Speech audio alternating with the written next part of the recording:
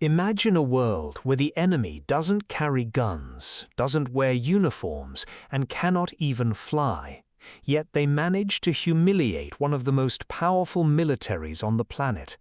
This is not a piece of science fiction, nor is it a comedy sketch written by a Hollywood screenwriter. This is the absolute bizarre truth of 1932, when the government of Australia officially declared war on a population of 20,000 emus and lost. It stands today as perhaps the most embarrassing tactical defeat in human history, where machine guns were rendered utterly useless by a flock of oversized, flightless birds. To truly understand how this absurdity came to pass, we have to travel back to the late 1920s. The world was plunged into the devastating darkness of the Great Depression. In Western Australia, a large population of soldier settlers, veterans of the First World War who had been given land by the government to farm, were struggling to survive. The government had promised them subsidies and urged them to grow wheat on a massive scale. The veterans worked tirelessly, clearing the harsh Australian outback, turning it into vast fields of gold. But just as the crops were ripening, and just as the economic pressure was reaching a breaking point, a new threat emerged from the wilderness. Enter the emu. The emu is Australia's largest native bird, a cousin of the ostrich, capable of running at staggering speeds of up to 50 kilometers per hour. Normally, these birds migrate from the central desert to the coast after their breeding season, but in 1932, their migration path led them straight into the newly cultivated, heavily irrigated farmlands of the veterans. For 20,000 hungry emus, the endless fields of wheat weren't just a regular stop, they were an all-you-can-eat paradise.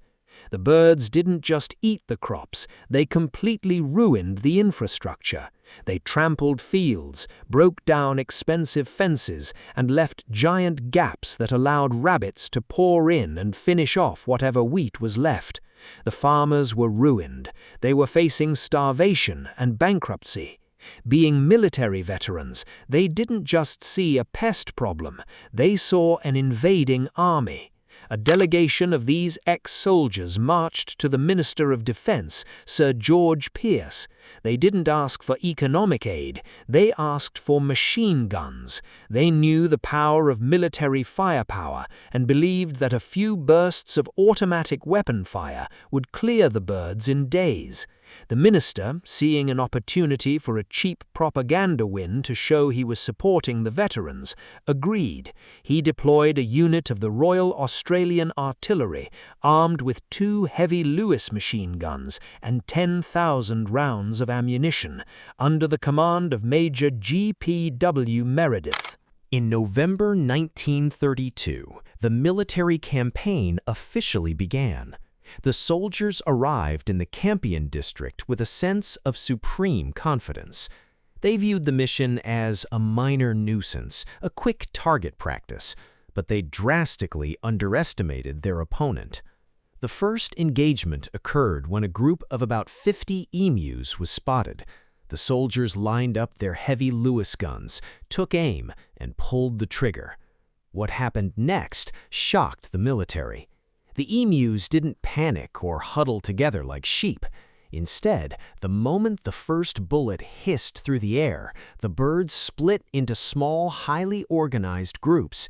Each group ran in a different direction, scattering across the landscape at lightning speed. The heavy machine guns, designed for static trench warfare in Europe, could not keep up with targets moving at 50 kilometers an hour. Only a handful of birds fell. The rest vanished into the dust. Major Meredith soon realized that standard military tactics were useless. A few days later, his scouts spotted a massive army of over 1,000 emus moving toward a local dam. This was the perfect opportunity for an ambush. The soldiers hid their machine guns near the water, waiting in absolute silence as the massive flock approached. The birds were packed tightly together. It was a guaranteed slaughter. The emus stepped into the kill zone. The commander gave the order. The guns opened fire. Rat, rat, rat, rat, rat. But after killing just 12 birds, the machine gun jammed. The sudden silence was deafening. Before the soldiers could clear the jam, the remaining 988 emus scattered into the bush, completely unharmed. The emus, it turned out, were natural tactical geniuses. Major Meredith later noted with a mix of frustration and genuine admiration that the emus had developed an internal command structure. In every flock, there was a giant black-plumed male bird that stood over 6 feet tall. This commander bird would stand watch while the others ate the wheat. The moment a soldier or a truck appeared, the commander bird would let out a loud warning cry. The flock would instantly scatter, while the commander stayed behind until every single one of his flock was safe.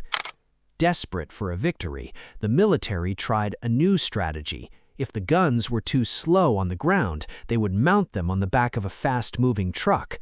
They chased the emus across the rugged terrain, hoping to gun them down at high speed. It was a complete disaster. The terrain was so rough that the truck bounced violently, making it impossible for the gunner to aim.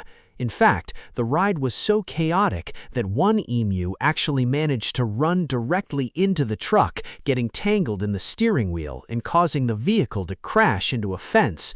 The birds were literally fighting back with accidental kamikaze tactics. The media soon caught wind of what was happening in the outback. Newspapers across the British Empire began mocking the Australian military. Headlines laughed at the army being outmaneuvered by a bunch of oversized turkeys. The pressure on the government became unbearable.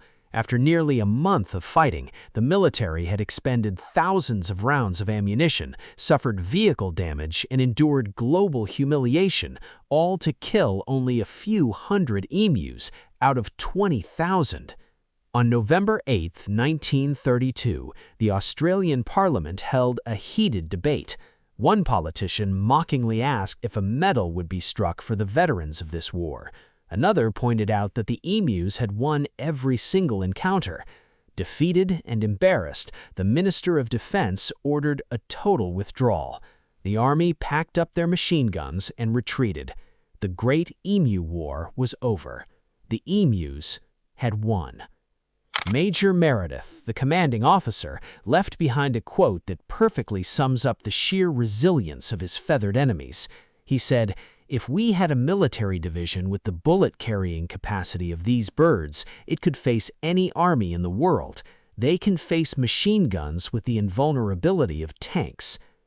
In the end, humanity had to learn the hard way that nature cannot be conquered by brute force alone. The government eventually turned to a bounty system, providing ammunition directly to the farmers themselves, which proved far more effective than sending in the actual army.